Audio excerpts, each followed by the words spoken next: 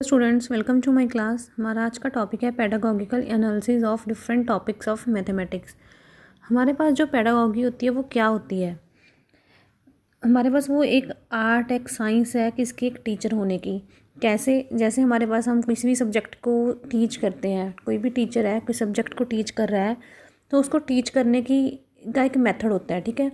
वो हम art teacher के पास आर्ट क्या होती है कि वो टीचर बच्चों के मन को कैसे पढ़ रहा है उनको समझाने के लिए उसको टीचर को फेसेस देख के पता चल जाता है कि कौन सा बच्चा ब्लैंक बैठा है, उसको समझ नहीं आ रहा, किसको समझ आ रहा है, ठीक है। तो उसके अकॉर्डिंग हमारे पास पेडागोगी होती है साइंस और art of being a teacher.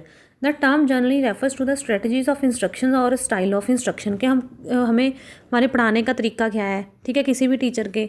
तो वो हमारे पास कोई जो स्ट्रेटजी है, उसने जो इंस्ट्रक्शंस को फॉलो करवाना है बच्चों को पढ़ाने के लिए, वो सारी पेडागोगी होती है। It is also sometimes refers to as a correct use of teaching strategies, ठीक है।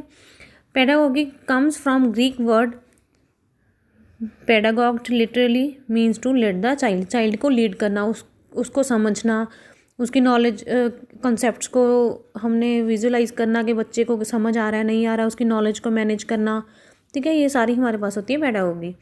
तो पेडागोगी एनालिसिस हमारे टॉपिक हमारा जो है वो पूरा है पेडागोगिकल एनालिसिस। तो हम इसका एनालिसिस का मीनिंग भी पहले देखेंगे क्या होता है।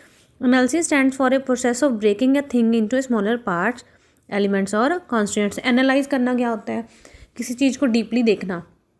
हम कैसे करते हैं? कैसे जैसे हमने कोई मैथ्स का सम करना है, कोई भी प्रॉब्लम है हमारी, हम उसकी स्टेटमेंट को पहले अच्छे से रीड करते हैं, फिर हम उसमें से पार्ट्स निकालते हैं कि हमें क्या क्या गिवन है, हमने क्या क्या प्रूफ करना है, ठीक है जी। जो गिवन है उनके रिलेशंस बनाते हैं कि उसके जो हमारे पास जो हमने प्रूफ करना है उसके साथ उसका क्या रिलेशन बन रहा है, ठीक है।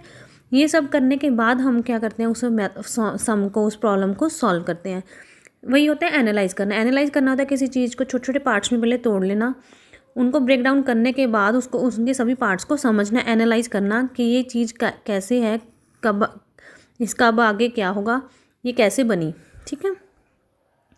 हमारे पास मैथमेटिक्स की कई ब्रांचेज हैं जैसे अर्थमेटिक, अलजेब्रा, ज्योमेट्री, हम ये सभी रीड करेंगे, ठीक है। नेक्स्ट हमारे पास है main objective of pedagogical analysis. हमारा मेन ऑब्जेक्टिव क्या है? To carry teaching activity as smoothly as possible, जितनी स्मूथली चल सके teaching activity. To ensure maximum output in terms of expected behavioural outcomes, कि हमने इस चीज़ को इंश्योर करना कि हमारे पास जो एक्सपेक्टेड बिहेवियरल आउटकम्स हैं वो क्या होंगे, ठीक है। तो इसके लिए हमारे पास पहले है इसका टीचिंग का मीनिंग क्या होता है। Teaching is a system of actions intend to produce learning. वो एक्शंस हैं जिससे बच्चों को लर्निंग के लिए एबल बनाया जाता है। Teaching is a tripolar process involving the source of teaching student, a set of activities and manipulation to bring changes in the behaviour of the students, ठीक है जी। हमारे पास टीचिंग एक ट्राइपोलर प्रोसेस होती है, इसमें 3 प्रोसेसेस होती हैं, जिसमें एक टीचिंग का सोर्स होता है, ठीक है जी, स्टूडेंट होगा, और उसको मैनिपुलेट करना थर्ड पार्ट होगा कि हम उसके बिहेवियर को कैसे चेंज कर पा रहे हैं। Content analysis, framing of instructional objectives, methods of techniques, appropriate evaluation device, ठीक है जी। इफेक्टिव टीचिंग में हमारे पास सभी मेथड क्या करते हैं, जैसे हमारे पास एक टीचर है, उसके पास एक कंटेंट मटेरियल होता है, उस कंटेंट को वो लर्निंग प्रोसेस में लेके जाता है, उस पर अपने ऑब्जेक्टिव्स लगाता है, फिर उसके बाद उसका जो ऑब्जेक्टिव है उसको रखता है, उसके बाद अपने मेथड्स को लगाता है कि मैंने इसको ऐसे ऐसे पढ़ाना है, उसको पढ़ा दिया बच्चों को, देन इवैल्यूएट किया कि कितना समझ आया, इसके आउटकम्स क्या हैं, फीडबैक, ठीक है। तो ये हमारा सारा प्रोसेस होता है। ये सभी पार्ट्स हमारे पास इंटर रिलेटेड होते हैं, ठीक है जी। नेक्स्ट हमारे पास पेडागोगी एनालिसिस के स्टेप्स क्या हैं। Divide the content of a selected unit into suitable सब यूनिट्स। जो हमारे पास कंटेंट है उसको छोटे छोटे पार्ट्स में पहले डिवाइड कर लो, देन हर एक छोटे छोटे पार्ट को ब्रीफली समझो, उनको एक्वायर करो, देन उसके बाद उसको essence of the content of the selected सब यूनिट, ठीक है। जब हमने एक पार्ट उठा लिया, उसको देख लिया, फिर सेकंड, देन उसको प्रीवियस नॉलेज से ज्वाइन करो कि हमारी प्रीवियस नॉलेज क्या थी, हमें उसके रिलेटेड पहले क्या पता है, और हम उसी टॉपिक के रिलेटेड आज न्यू क्या पढ़ने वाले हैं। देन उसके बाद उसमें अपने ऑब्जेक्टिव्स को देखो कि इसको पढ़ने का मोटिव क्या है, कि इसको टॉपिक को पढ़ के हमने आगे क्या क्या करना है, ठीक है जी। नेक्स्ट अपनी टीचिंग स्ट्रेटजीज़ को सिलेक्ट करो कि इस मेथड को पढ़ाने के लिए, जैसे कोई सर्कल है, जैसे आपको सर्कल पढ़ाना है, ज्योमेट्री के पार्ट पढ़ाने हैं, ठीक है, उन पार्ट्स को पढ़ाने के लिए आपको प्रैक्टिकल वर्क की ज़्यादा नीड है। जैसे अलजेब्रिक आइडेंटिटीज़ होगी वो थ्योरेटिकल पार्ट है, ठीक है जी। नेक्स्ट हमारे पास उसके रिलेटेड उसको क्या करना है, हमें एग्जाम्पल सूटेबल चाहिए कि जिस पे वो मेथड अप्लाई हो सके, हमें समझ आए कि इसका इस जो हम प्रॉब्लम अभी सॉल्व कर रहे हैं उसके रिलेटेड जो हमने पढ़ा है उसका क्या क्या यूज़ है। ठीक है, नेक्स्ट सभी यूनिट्स के एक टेबल बना लो, सबको एनालाइज कर लो अच्छे से, देन हमें उसके सभी पार्ट्स की नॉलेज हो जाए। ठीक है, ये हमारे पास मेथड्स होते हैं, स्टेप्स होते हैं।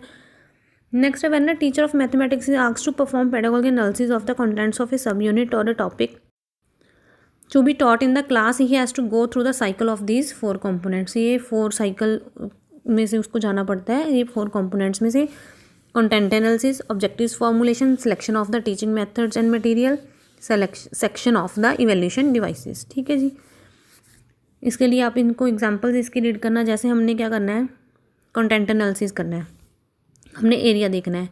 पहले हमें पता होना चाहिए कि एरिया का मीनिंग क्या होता है।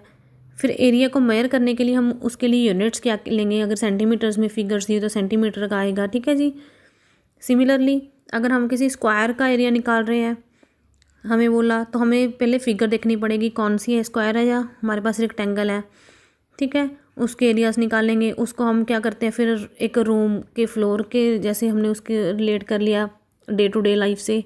हमने रोड के पाथ की निकालनी है। ठीक है, हमें कोई पार्क है उसके साइड में पाथ है, पाथ का एरिया निकालना है।